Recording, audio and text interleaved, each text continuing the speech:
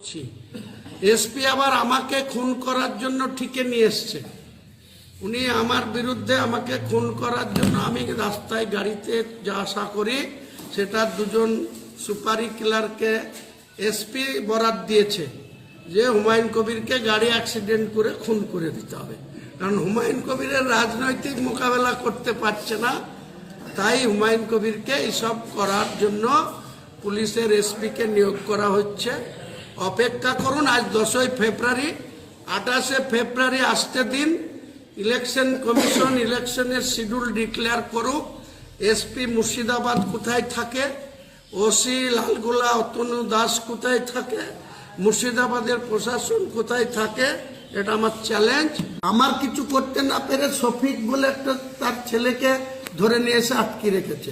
আমি আইসিকে বলেছি যদি না ছাড়ে, কালকে বাবরি মসজিদের ভিত্তি স্থাপন তো আগেই হয়ে আছে, কাজ শুরু করব, করে লাখ লোক গিয়ে বেলডাঙ্গা থানা ঘিরবো, দেখবো এসপির কতটা দম আছে আর বেলডাঙ্গা আইসির কতটা দম আছে।